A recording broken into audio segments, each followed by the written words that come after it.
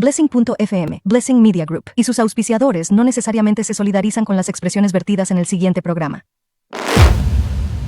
Bienvenidos a La Política a la Luz de la Palabra, con sus anfitriones, Daniel y Lizzy Marte. Muy buenas noches, bendecidos, bienvenidos aquí a otra edición más de La Política a la Luz de la Palabra, a través de Blessing.fm.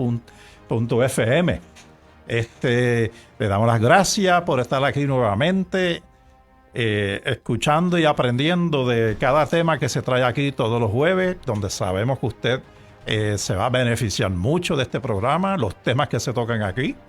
Este servidor es el que está aquí en esta noche, David Ramos Pagán, para sustituir a nuestros hermanos Daniel y Lizzy Marte, quienes encarecidamente me pidieron y me dieron el privilegio de estar aquí para sustituirlos a ellos, ya que tenían unos compromisos, y me pidieron a mí que los sustituyera. Y en esta noche prometemos, y este programa promete traer unos temas del cual ustedes van a quedar agradecidos porque son temas que son bien importantes de aprenderlo, reconocerlo y aplicarlo en nuestro diario vivir, especialmente cuando se trata de la política y en este año eleccionario. Y hoy precisamente, que estamos a 25 de julio, una fecha histórica, ya que nuestra Constitución cumple 72 años, ya puede coger seguro social, ¿verdad? Sí, pero van muchos años que Puerto Rico tuvo el gran placer de contar con una Constitución nuestra, aparte de la de estadounidense que también tenemos y del cual nos beneficiamos. Hoy tenemos a un invitado especial, quien no es sorpresa porque ha estado aquí anteriormente, y contamos con la visita de nuestro hermano, el licenciado Carlos Morales, aquí para que se Gracias, licenciado presente. Ramos, porque usted también somos colegas. Claro que sí. Y Claro que es sí. un gusto. Primero, mi saludo a toda la audiencia que nos sigue, que nos está viendo, y la audiencia de este programa está creciendo. Eso es Está creciendo. Yo felicito al doctor Marte por esta iniciativa, a su esposa Lizzy, y los saludamos. Sí. Y estamos aquí, ¿verdad?, para dialogar de varios temas de interés. Y es un gusto colaborarles a ustedes en esta noche. Amén. Y te pregunto, ¿cuáles son los temas que tú tienes a bien traer y compartir con nosotros en esta noche? Sí, en esta noche decidimos hacer una especie de, como se hace en los restaurantes, ¿verdad? Que se hace un aperitivo, el plato central y después el postre, ¿verdad? Y vamos a tratar de ver cómo lo vamos llevando. Son Ya tres me abriste temas. el apetito. Vamos a eso. El primer tema que queremos dialogar, licenciado, es el tema precisamente del desarrollo histórico de lo que fue el proceso constitucional de Puerto Rico. Y es una historia larga. Historia larga y tiene, ¿verdad?, tiene muchas ramificaciones, pero me gustaría puntualizar primero unos elementos, los más fundamentales, los más importantes. Ajá. Y quiero comenzar por decir que hay un entrelazamiento bien grande entre lo que es el asunto de la historia de la Constitución de Puerto Rico y lo que es precisamente el tema del referéndum del estatus de Puerto Rico. Uh-huh. ¿Por qué lo digo? Porque cuando uno estudia, ¿verdad?, esta historia, y yo he leído de varios autores sobre el tema y he escuchado mucho, ¿verdad?, a través de los años, la Constitución de Puerto Rico, lo que ocurrió en 1952 con el Estado Libre Asociado, se suponía que era la solución o el remedio que Puerto Rico y Estados Unidos, ¿verdad?, le dieron al, entre comillas, problema del estatus. Uh-huh. Porque el problema del estatus no es nuevo. Y vamos a eso. Primero, Estados Unidos llega a Puerto Rico en el 1898. ¿Verdad? Hubo una guerra que se llamó la Guerra Hispanoamericana. En un proceso, España le entrega a Puerto Rico a Estados Unidos y le entrega la soberanía de Puerto Rico a Estados Unidos, y eso hay que cogerlo con pinzas. Voy a hablar rapidito porque es mucho, pero ustedes escuchen y después lo ponen a cámara lenta el sonido, lo ponen más lento. Entonces, fíjense, mi gente, mi hermano y licenciado. España tenía la soberanía sobre Puerto Rico de manera ilegal porque a los españoles nadie los invitó a llegar aquí en el 1492. Así que tenían una soberanía en las manos, pero era, ¿verdad?, que se habían apoderado, habían usurpado esa soberanía de este territorio y de la población. Entonces, en el 1898, ¿verdad?, ellos vienen y le dicen, pues toma esto, cógelo acá. Y le dan a la soberanía y el territorio, o sea, como si fuésemos un paquete. Toma ese paquete, estás peleando por él, pues cógelo tú. Y allá va a Estados Unidos, pues dame acá, que este paquete está bonito. De hecho, en ese proceso, en la guerra hispanoamericana, recuerden, estaba enredado Puerto Rico. En ese contexto de tiempo, en el 1898 en particular, también es que ocurre en las Filipinas, en donde también pues, Estados Unidos asume también la jurisdicción o la soberanía, o se apodera del archipiélago de las Filipinas. Filipinas y Puerto Rico tienen dos historias bien parecidas en muchos aspectos, ese es otro tema. También estaba enredado Cuba, ¿verdad? Claro. Aunque a Cuba le habían dado la independencia, nada, el asunto es que unos meses después ocurre el Tratado de París. Y en el Tratado de París es que se da esa transferencia oficial, pero ya los americanos ya sabían, ¿verdad? Ya estaban en Puerto Rico desde que llegaron, ¿verdad? Que de hecho llegaron por Guánica, por la bahía de Guánica. Yo soy oriundo de Guánica y por eso esta historia me toca de cerca. Entonces, fíjese, desde cuando usted lee la historia, desde la primera década del siglo XX, licenciado, ya se habían delineado en Puerto Rico las tres líneas ideológicas que todavía hoy en el 2024 estamos viendo. La línea estadista, la línea autonomista y la línea independentista. Entonces, esas tres líneas, aunque en el principio, ¿verdad? En el principio, pues, se forma el Partido Liberal, que era un partido estadista, que ese era el de Celso Barbosa, se forma el Partido Federal, el Partido Federal, que uno de sus miembros era de Diego y otras personas allá. Había unos cuantos líderes y posteriormente se tira la línea independentista un poco después. Pero el asunto es que inicialmente eran todos estadistas. Muñoz Rivera quería la estadidad para Puerto Rico y la ciudadanía americana la querían así. José de Diego, lean la historia. Hostos quería la estadidad para Puerto Rico y la ciudadanía. Pero ¿qué pasó? Lo que pasó fue que cuando llegó Estados Unidos a Puerto Rico, ellos vinieron a traer la libertad. ¿Y qué pensaron los puertorriqueños? Pues, que íbamos a vivir mucha prosperidad. ¿Qué pasó? Que Estados Unidos tardó aproximadamente 40 años en empezar a hacer algo realmente, a realmente ayudar a Puerto Rico. Esa es la verdad histórica. Si usted es estadista, sea feliz. Si usted es estado librista, o sea, yo no estoy criticando ningún estatus. Estoy describiendo la historia. Claro. Entonces, ¿qué pasa? Desde esos inicios de la primera década comienza ese proceso en Puerto Rico, esa pelea. De hecho, eventualmente el Partido Federal rompe con la estadidad, rompe con la ciudadanía y empieza a pedir un sistema autonómico. Y Muñoz Rivera fue uno de esos líderes. Muñoz Rivera es el papá ¿de quién? De Muñoz Marín. Exacto. Muñoz Rivera era comisionado residente cuando estaba en esta lucha que él logra que en el 1917 se aprobara la famosa ley Jones que le dio la ciudadanía a Puerto Rico. Que había muchos puertorriqueños pidiéndola, por cierto, no poco. Sí. Eso es una verdad histórica. Así que los independentistas no se ofendan. Es que esa es la verdad histórica. A principios de siglo, prácticamente en Puerto Rico no había independentistas.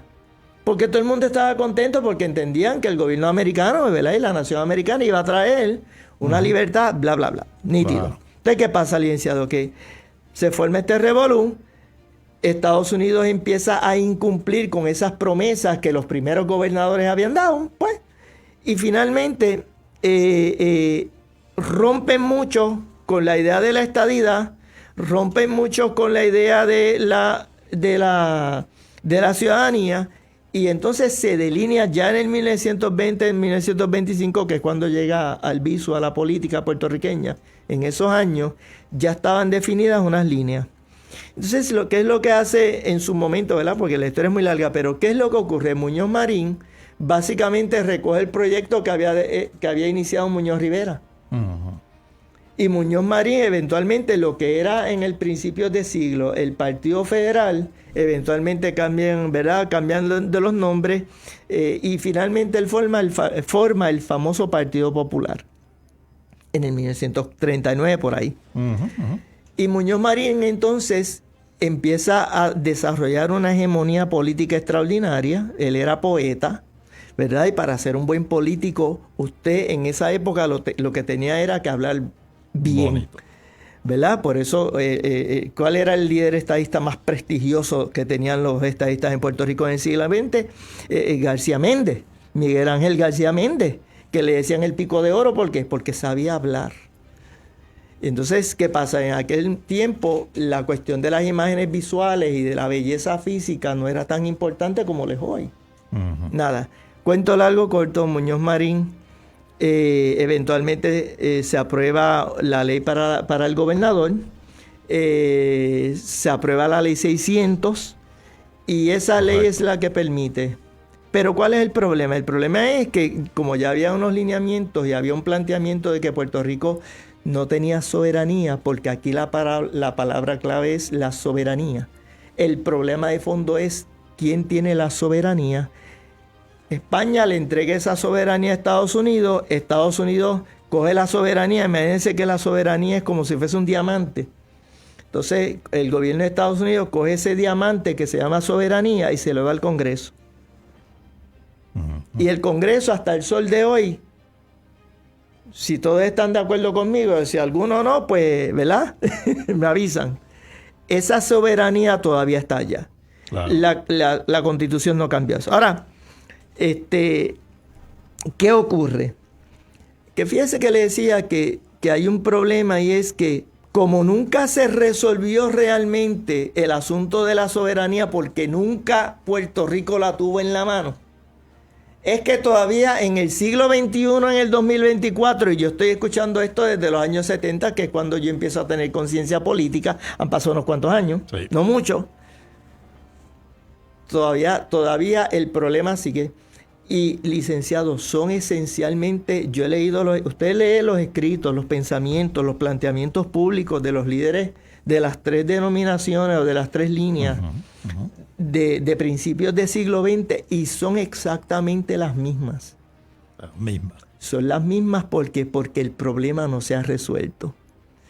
Todavía Puerto Rico no tiene la soberanía. Yo soy de los que pienso que bajo la estadidad o bajo la independencia, esa soberanía retorna. Claro, ¿qué es lo que dice Juan Dalmau y los líderes independentistas? Que la estadidad no resuelve el problema de la soberanía porque se queda en Estados Unidos. Como cuestión jurídica, y aquí ya vemos dos abogados, como cuestión jurídica eso es falso. Ujú. O sea, decir que bajo la estadidad la soberanía se queda en el Congreso es falso. Es una mentira. Y es obvio que bajo la independencia la soberanía viene para Puerto Rico, pero ¿cómo no? Claro que sí, es lo más obvio. Lo que pasa es que bajo la federación, pues en los estados federados voluntariamente rinden unos ámbitos de soberanía que tienen que ver esencialmente con ¿qué? Con la cuestión militar, la protección militar, la moneda y las comunicaciones. Y de hecho, aunque no vamos a hacer una clase de derecho, pero el licenciado sabe que los poderes del gobierno federal constitucionalmente están enumerados. Ujú. Y que la famosa enmienda 10, Exacto. la enmienda 10, escuche bien, la enmienda 10 dice que todos aquellos poderes que no estén específicamente en la listita Ajá. delineados se les reservan ¿a quiénes? El Estado. A los estados. Anécdota. En mi clase de Derecho Constitucional, cuando yo estaba en la facultad allá en Ponce, yo cogí la clase con el licenciado Álvarez, Okay. el abogado de los populares. Ujú. Y yo le hice el planteamiento ese en una clase. Yo le dije, Ahí se me olvidó, no sé si es Álvarez, perdóname, no me acuerdo bien del nombre, pero de Derecho Constitucional, un abogado prestigioso de Ponce, y que yo le tengo un gran aprecio y una gran admiración, por cierto. Sí, definitivamente. Y yo le planteé eso en una clase, todavía me acuerdo. Pero licenciado, pero profesor, pero entonces si la enmienda 10 dice lo que dice, pues entonces el asunto de... Y entonces en aquel momento se estaba discutiendo un proyecto de que tenía que ver con el idioma. Ujú. Sí. Entonces, cuando yo vengo y le planteo, que creo que era Rosselló el que estaba moviendo el proyecto, pero licenciado, digo, profesor, pero entonces, si la enmienda 10 dice lo que dice, pues entonces el asunto del idioma ciertamente está reservado a los estados. Ujú. ¿Sabes lo que me dijo? Oh. Así, entonces hizo un... Esa pregunta yo no la voy a contestar. Porque un autonomista jamás va a admitir Claro. nada. Una forma fina de evadir el tema. Sí, sí. Ahora, a Dalmau, ahora vamos, ¿qué hacemos nosotros los creyentes con este tema?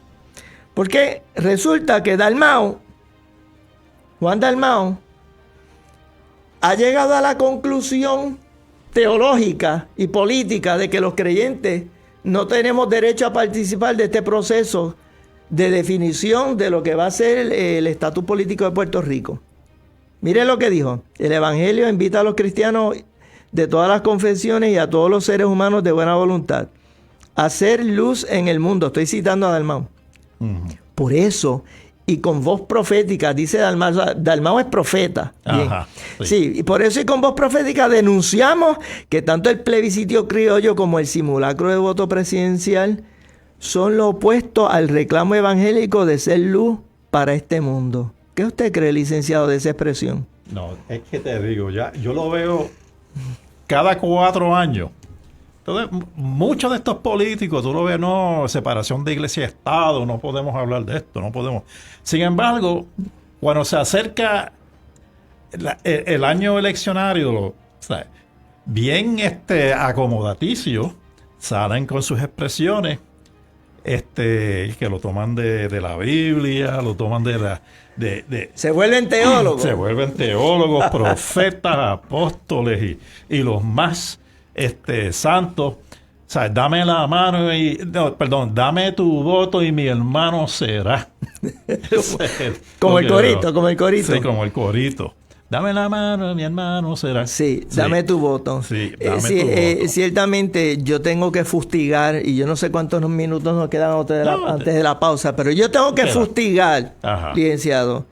Yo en este foro, yo tengo que fustigar, yo tengo que criticar, yo tengo que señalar la arrogancia, el atrevimiento, Ajá. el cinismo de Juan Dalmau. Ujú.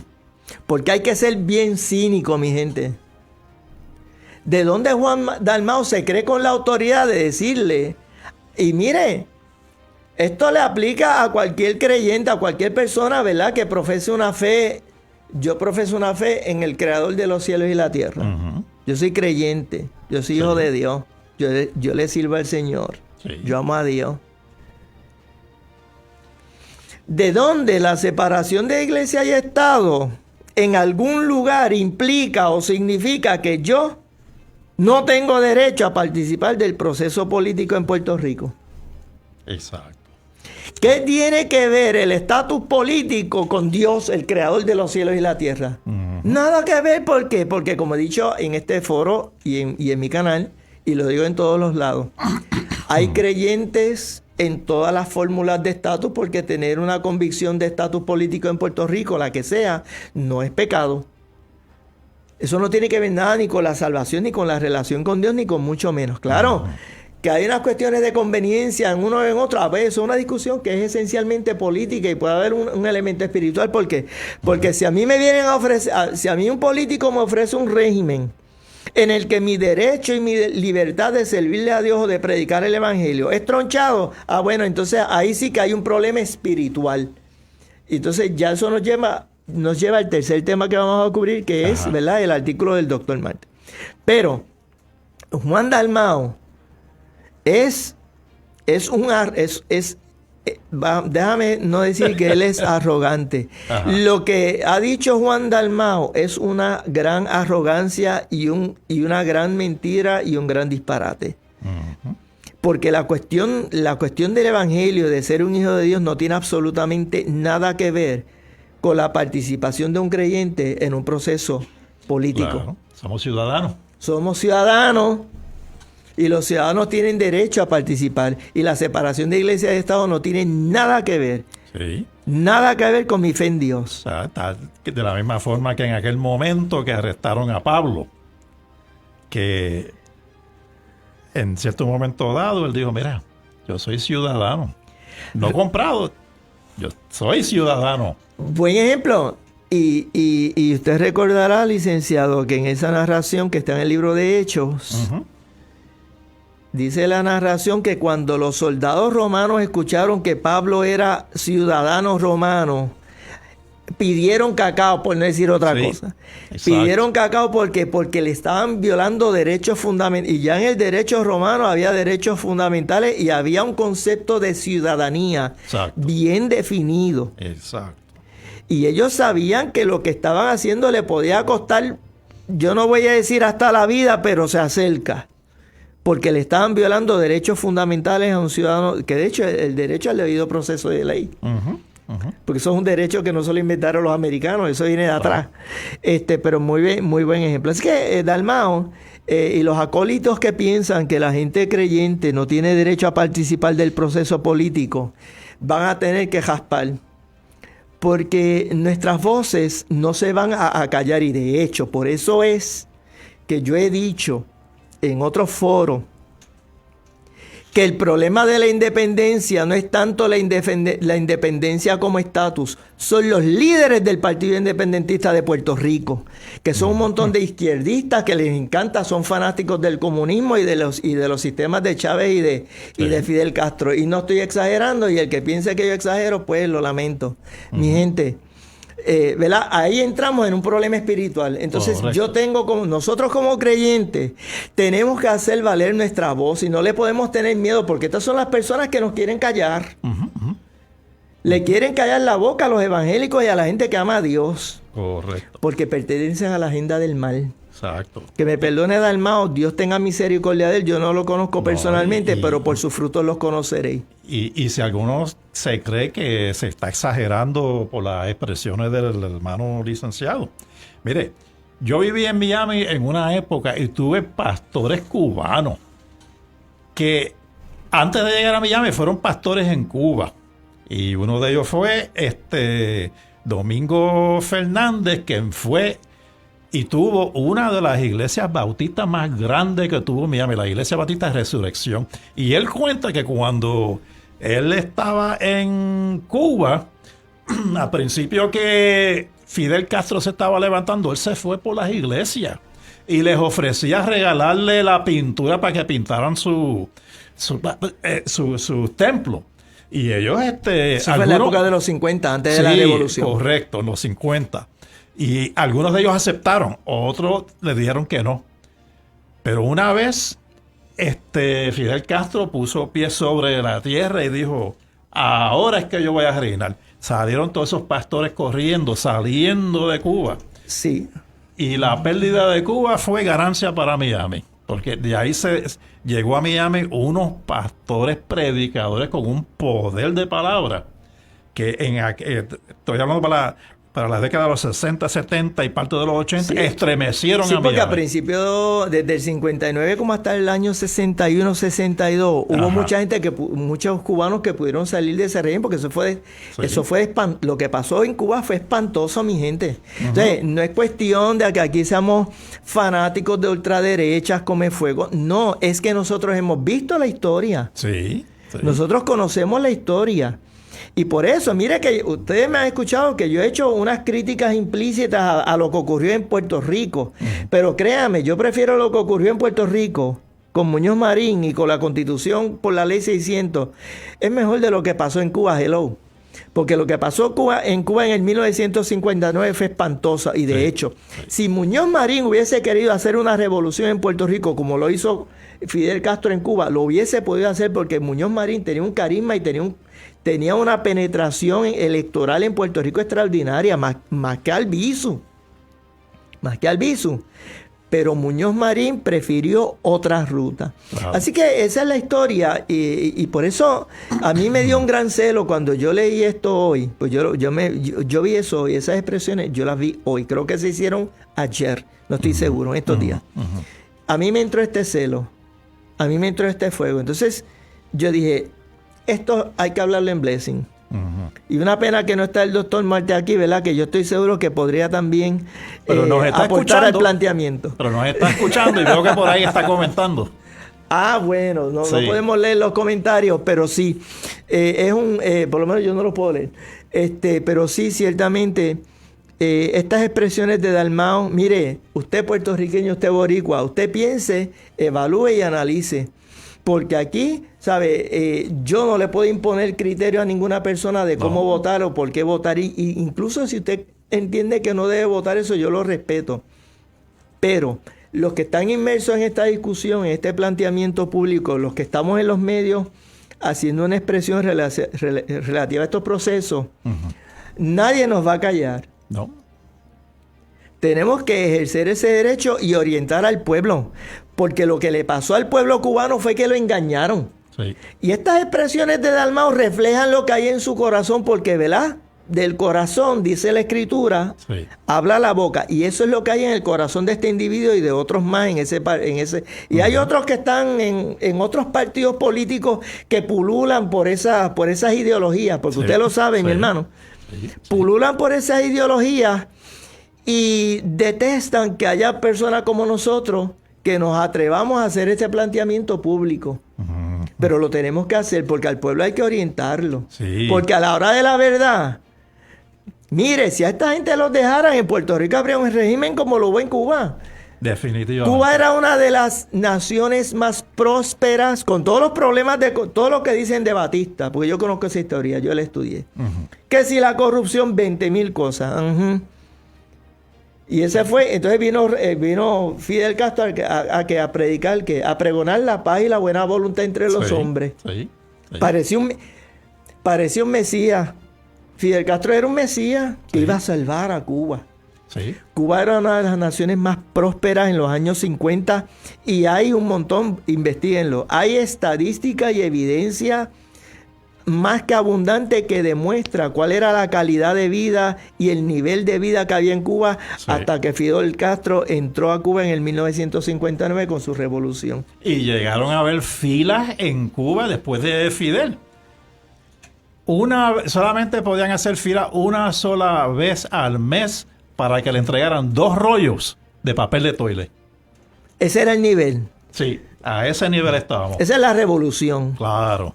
Esa es la revolución. Sí, definitivamente. Bueno, el tema está que queda candela. Estamos aprendiendo, es bien interesante el tema. Es el aperitivo. Y sí, pero ya estamos a mitad del camino del programa y tenemos que ir a una pauta para después regresar y seguir con este gran tema. Con los otros temas. Estamos ahí. Esto es Blessing.fm. Síguenos en Facebook o Instagram como @BlessingRadioFM.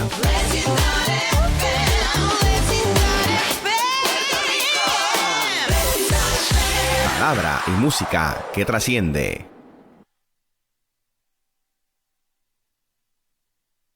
¿Eres aficionado al surf, voleibol o skateboard y buscas ropa con un toque moderno y un mensaje centrado en Cristo?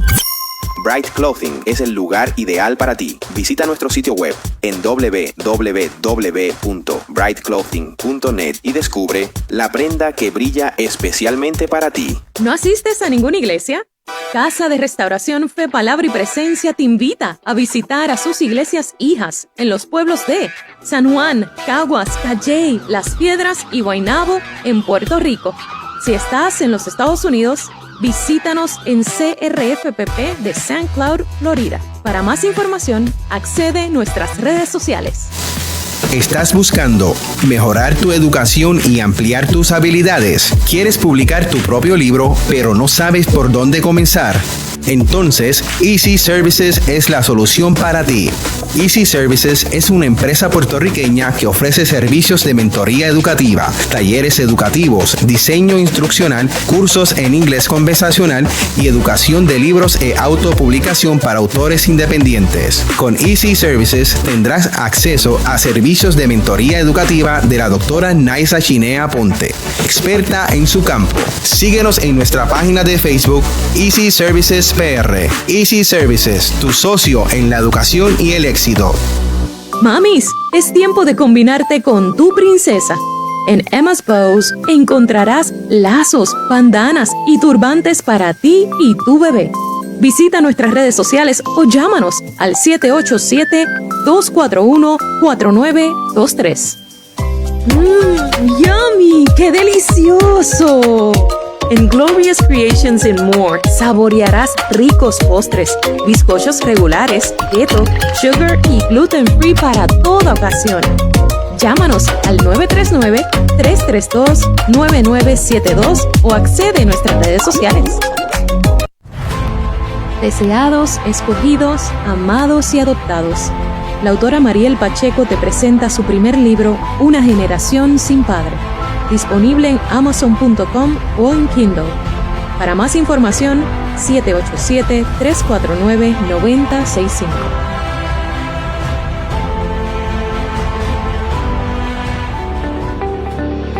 ¿Te gusta leer? Te recomiendo A Morir, Afírmate, Una Iglesia Diferente, La Poda Divina, Parada en la Línea de Fuego. Adquiérelos por Amazon.com o Kindle. También puedes llamar al 787-605-3603. Esto es Blessing.fm. Síguenos en Facebook o Instagram como @BlessingRadioFM.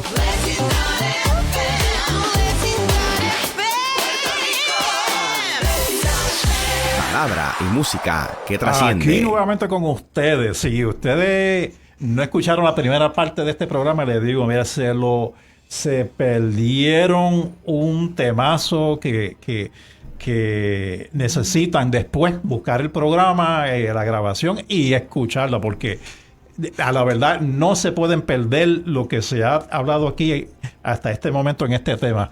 Vemos que hay una lista larga aquí de personas que nos están escuchando. Vemos ahí a Blancaire Rodríguez Santiago.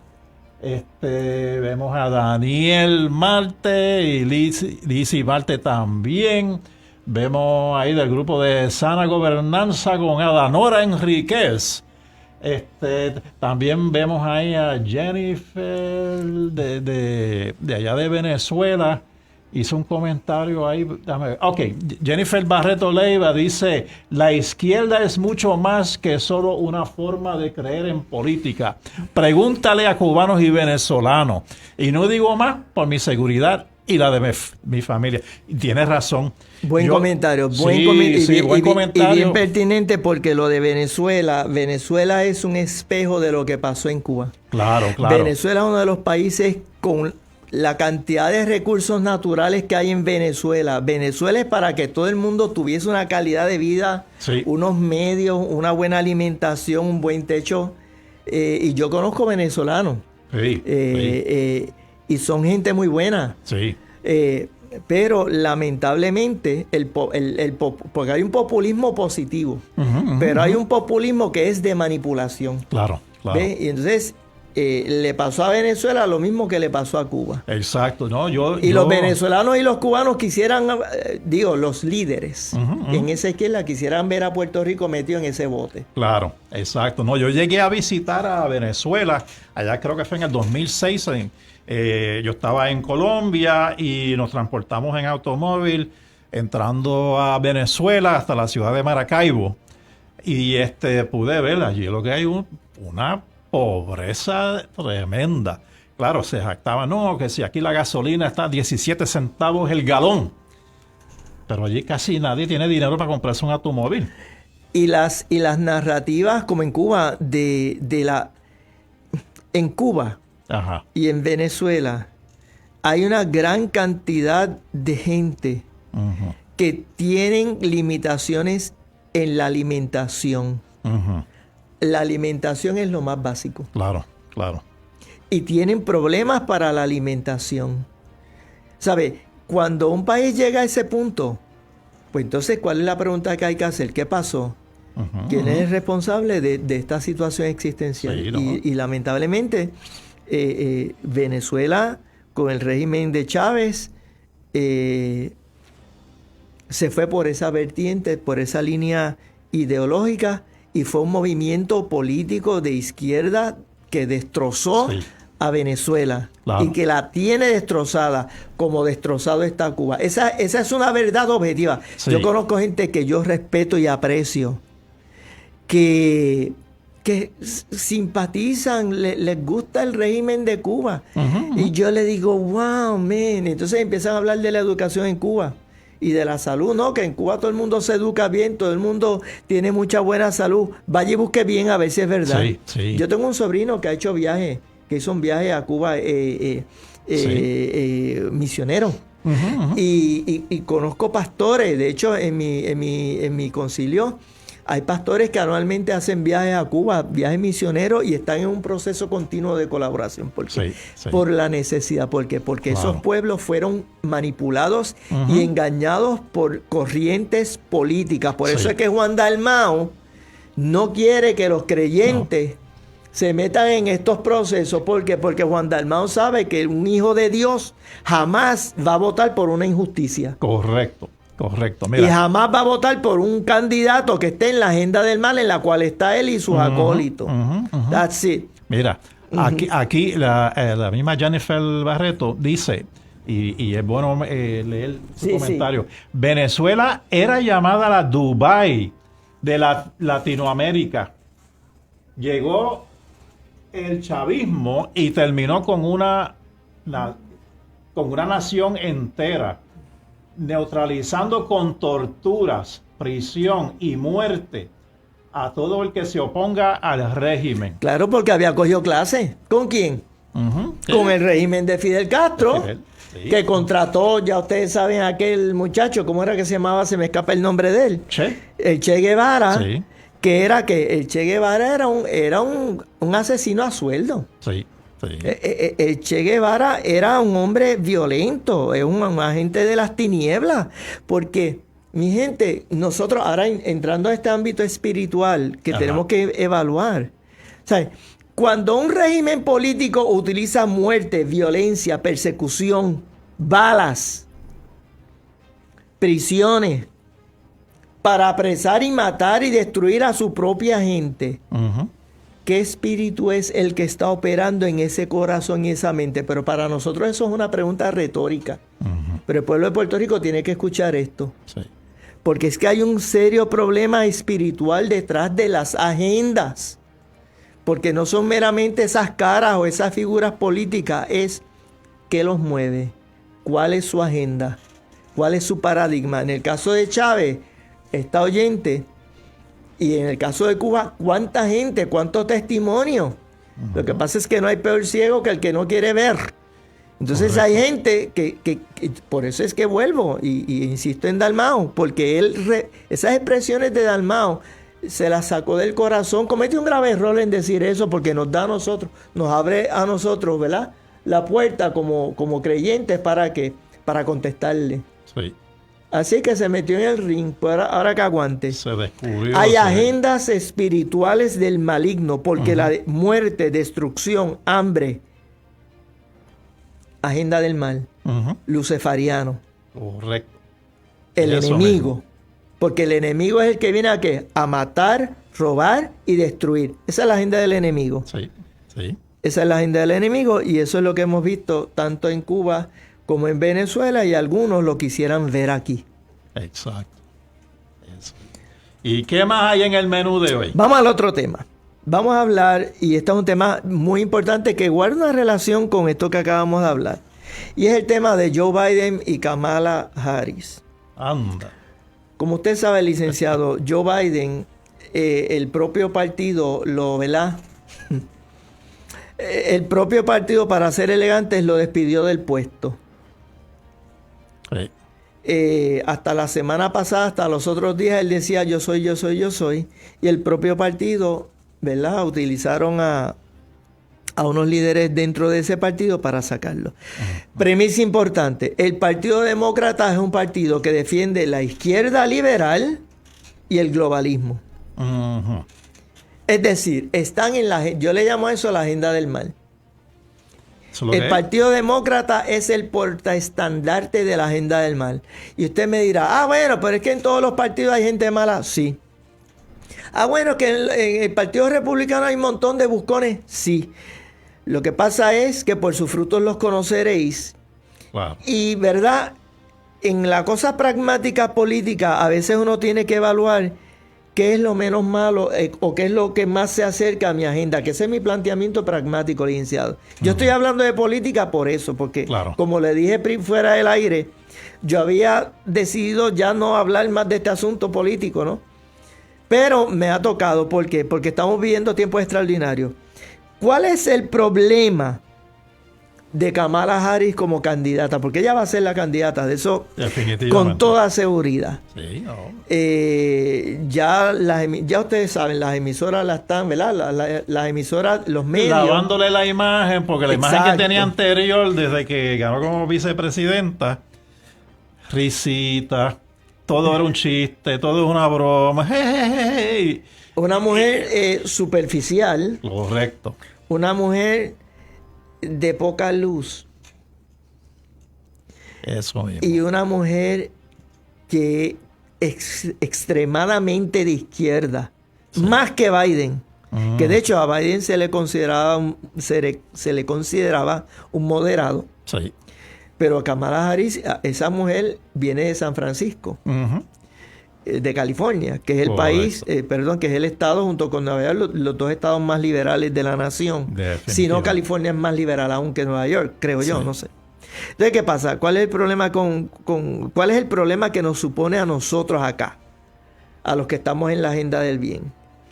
Que yo entiendo que Kamala Harris es una candidata política mucho más peligrosa que Joe Biden. Ujú. Como cuestión política es una mejor candidata que Biden. Bueno, ¿verdad? Mejor candidato que Joe Biden era cualquiera, ¿no? Sí. Porque el hombre realmente no podía. Entonces, yo me pregunto, ¿cómo se adelanta la agenda globalista con Kamala Harris?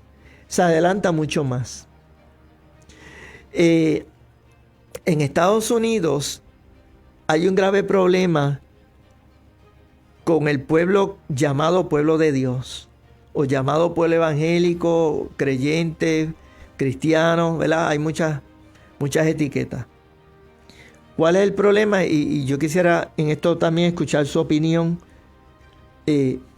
Porque fíjese, licenciado Ramos, que en Estados Unidos hay una inmensa cantidad de creyentes, particularmente en las iglesias del sur, Ujú. de gente negra o afroamericana, como, ¿verdad? La Sí. etiqueta que más le guste, que votan por el Partido Demócrata bajo cualquier premisa. Ujú. ¿Cómo usted explica eso? Porque eso nos va a No, llevar al próximo tema. No, y me sorprende mucho que los afroamericanos, sabiendo que la historia de los demócratas fue una donde ellos fueron los que estaban a favor de la esclavitud en todo momento y los republicanos eran los que querían Eso es desde Lincoln. desde Lincoln. ¿Sabes? Los que querían abolir por completo la esclavitud de los afroamericanos. Ahora, cuando en pleno siglo XXI, si todavía tienen esa mentalidad es porque desconocen cuáles son las plataformas a cabalidad de lo que representa el Partido Demócrata. Y o no le importa, no sé, o es que hay una nueva generación de llamados cristianos o evangélicos que no le importa los temas políticos después que sea uno que abogue a favor de, pues, los asuntos sociales como la salud, ¿sabes? Como Obama, el Obamacare que vino. El Obamacare ganó muchos votos, sí. Sí. Y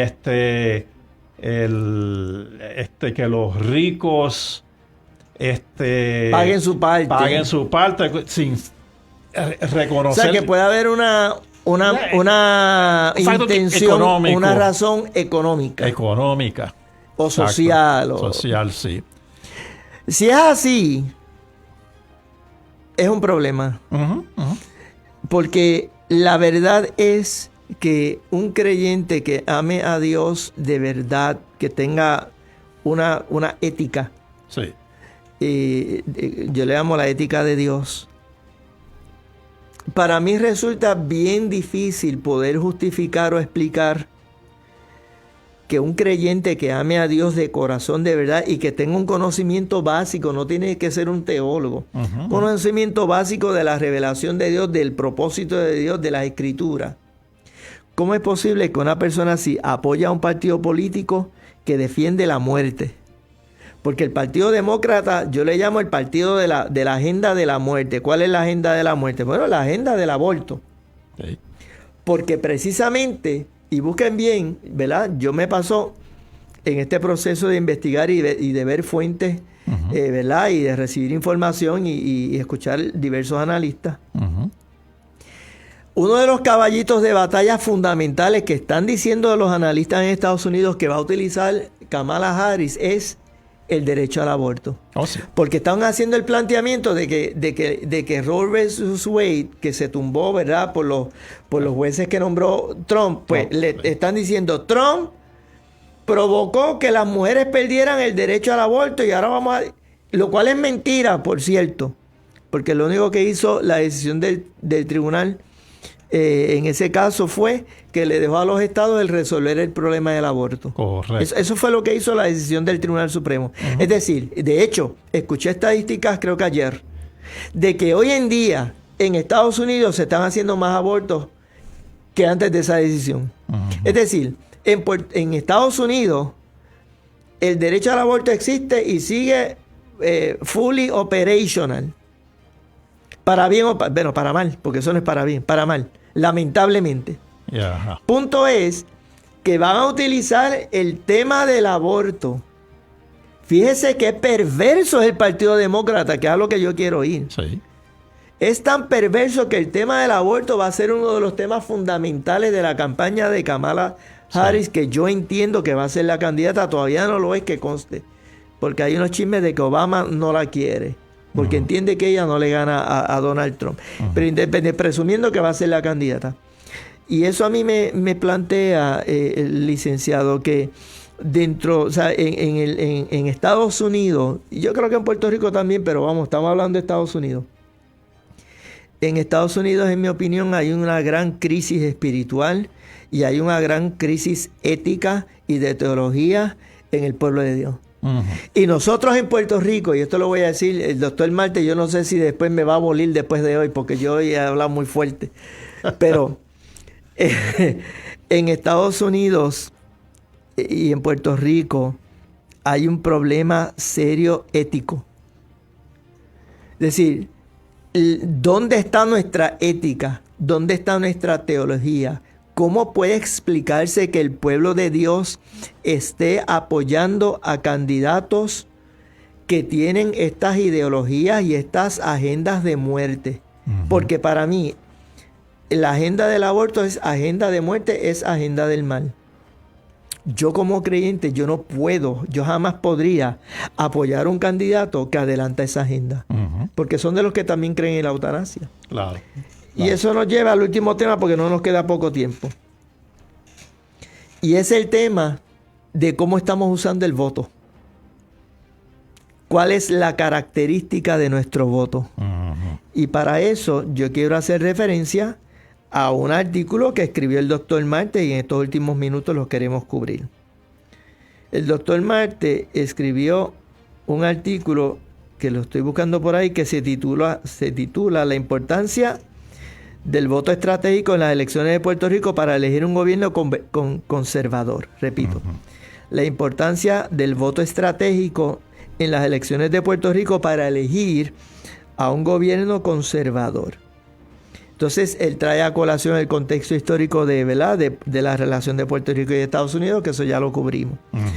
Él define el voto estratégico, voy a leer. Dice, el voto estratégico, también conocido como voto útil, se refiere a la práctica de votar no necesariamente por el candidato o partido de preferencia ideológica primaria. Preferencia ideológica primaria me parece a mí que lo que significa es la fórmula de estatus, porque estamos hablando de aquí de Puerto Rico. Correcto. Porque muy correctamente sabemos, y creo que es lo que Marte está trayendo a colación, es que en Puerto Rico la gente vota fundamentalmente a base de su preferencia de estatus político. Entonces, por ejemplo, en el PNP, pues hay una situación en la que hay personas, hay candidatos que son liberales de izquierda come fuego, pero también hay conservadores. Si no, pregúntele a nuestro colega Juan Gao. En el PNP hay conservadores, eso no hay duda. Sí, que los hay. Muy bien, los hay. Entonces, ¿qué pasa? Entonces, una persona que sea conservador y que sea creyente y que simpatice con la estadidad, pues, ¿qué es lo que usualmente va a hacer? Va a las elecciones y utiliza el principio, yo le llamo el principio de Muñoz Marín. Una sola cruz. Porque eso lo acuñó Muñoz Marín, fue el que enseñó a votar a la gente. Enseñó a votar, ¿verdad? Una sola cruz. Una sola cruz. Y eso es lo que hace el puertorriqueño promedio. Y es, ok, más fácil. Yo creo en la estadidad, voto por este partido. Yo soy estado librista, yo soy Don Muñoz Marín, una sola cruz de la pava. Y así. Entonces, él está diciendo,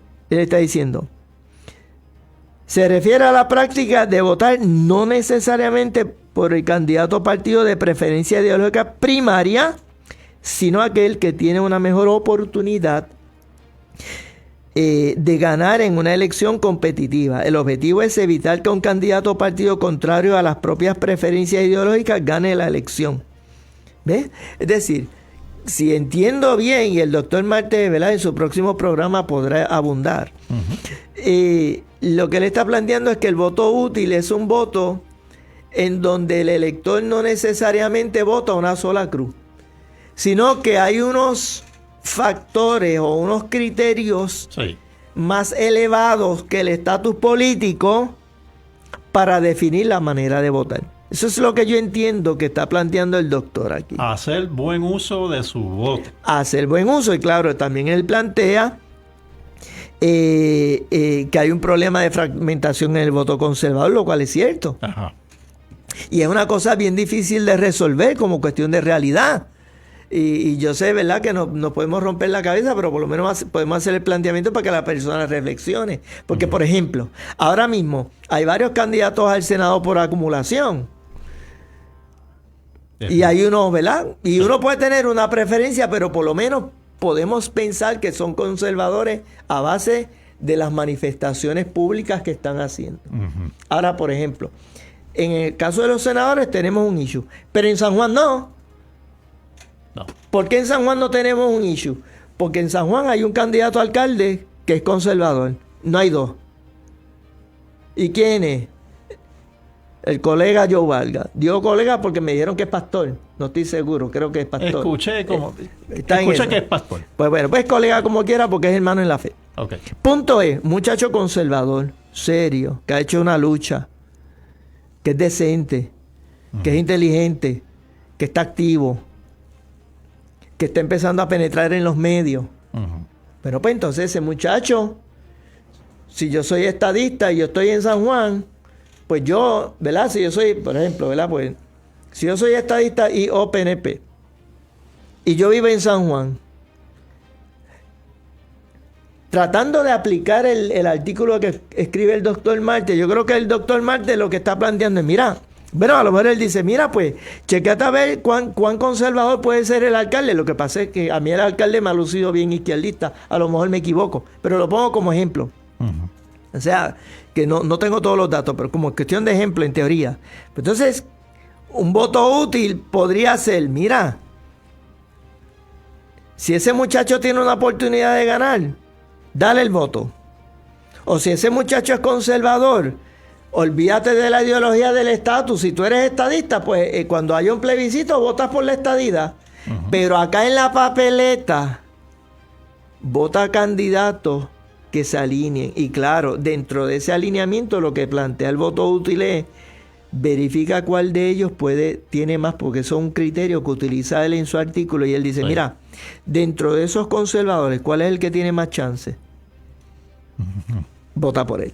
Claro. Eso es lo que yo entiendo por el voto útil. Usando ese principio del artículo al asunto del Partido Demócrata, por ejemplo, en Estados Unidos, y aquí en Puerto Rico también lo podemos, ¿verdad?, plantear en otros ejemplos. Un verdadero creyente jamás debería votar por el Partido Demócrata. Ese es mi punto. Aplicando el principio de voto útil, mira, ¿cómo tú vas a permitir que un izquierdista o una izquierdista, una mujer que cree en la cultura de la muerte, como tú como creyente, a conciencia delante de Dios, puedes votar por una persona así? Lo cual lleva al punto que me gustaría que comentara de cómo usar ese voto. Se haría cómplice de una, ¿cómo se llama? De una cultura de muerte.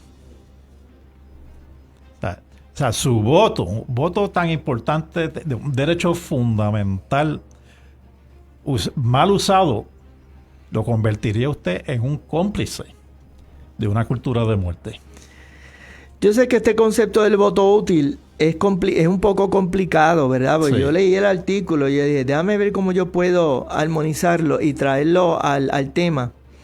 Sí, ciertamente tenemos que seguir reflexionando como creyentes cómo utilizar nuestro voto y como conservadores.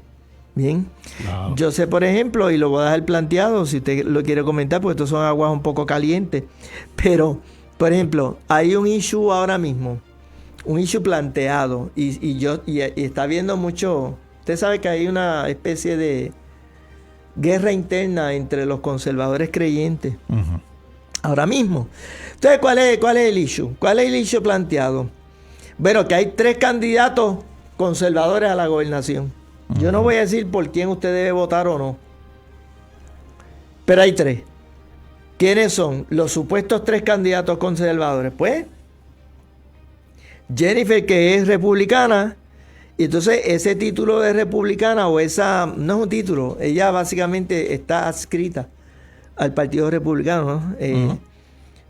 Pues, ¿verdad? Se crea una presunción de que es conservadora. Aunque, y yo le he planteado que en la práctica, ¿verdad?, por sus frutos los conoceréis. Claro. A lo mejor en la práctica yo puedo pensar, o alguna persona pueda pensar o dudar de si es o no conservadora. Entonces allí, pues los conservadores dentro del PNP, como el compañero Gaudi y muchos otros que hay allí, Riquelme, a quien no tengo el gusto de conocer, pues ellos tienen ese trabajo en la mano de demostrar o convencer al pueblo de Dios. Mira, si Jennifer es una persona conservadora, y mostrar su prueba, ¿verdad? Y para eso es la campaña política, ¿no? Claro. Y ahora, lo que pasa es que también está Jiménez, porque el Partido Proyecto de Dignidad plantea que es un partido conservador. Y claro, en la discusión pública que estamos viendo, se están haciendo planteamientos de que en ese partido hay un montón de izquierdistas. Eso dicen. Eso dicen, ¿verdad? Sí. Y alguien podrá decir, eso parece, pero vamos a dejarlo planteado, no lo vamos a concluir. Claro, porque no me quiero calentar con nadie, yo no estoy aquí para tirarle a nadie, ¿verdad? Aquí estamos para orientar a la audiencia. Exacto. Con la mayor honestidad. Pero también está Adanora. Exacto, eso iba a mencionar. Porque Adanora está right in. Y el que dude que Adanora es conservadora, pues ahora digo yo, ese me tiene que a mí me tiene que demostrar lo contrario. ¿Ves? No. Es decir, en mi opinión, la persona que más conservadora luce de esos 3, en mi opinión, es Adanora. Y para mí también. Ahora, claro, hay creyentes dentro de eso. Mire, yo conozco gente en Proyecto de Dignidad que yo aprecio, que son gente buenísima. Estamos hablando más bien de la base ideológica del partido y de los candidatos en particular, porque cada candidato es un mundo. Eso es otra cosa, licenciado. Cada candidato es un mundo. Y aunque el partido luzca de una manera, a lo mejor el candidato va por otra línea, porque eso también puede ocurrir. Así que el voto útil, ¿cómo se puede plasmar ese concepto de voto útil? Yo lo dejo planteado, no pretendo, ¿verdad? Pero lo dejo planteado. Claro. Es una reflexión que los creyentes y los conservadores tenemos que hacer. Claro, claro. Ya hemos llegado al final de nuestro programa. El tema ha estado interesante. Y pudimos cubrir los 3 temas. Sí. Aperitivo, comida y postre. Y me atrevo a apostar que el hermano Daniel y su esposa Alicia lo van a volver a invitar para seguir hablando de este tema. Pues vendremos. Claro. Es bien importante que el pueblo y mayormente los oyentes se empapen de este tema, porque ya que se acerca noviembre, tenemos que saber cómo debemos votar para el bien de todo Puerto Rico. De hecho, el hermano Daniel está escribiendo excelente programa. Parece que pasamos la prueba hoy. Parece que sí. Pasamos el examen. Así que hasta la próxima edición de La Política a la Luz de la Palabra. Dios les bendiga. Dios les bendiga. Estás conectado a Blessing.fm. La emisora que se ha convertido en tu favorita en cada temporada. Búscanos en Facebook, Instagram o YouTube como Blessing Radio FM, donde la palabra y la música que trascienden nos unen. We are blessingradio.fm. Bayamón, Puerto Rico. Somos parte de Blessing Media Group.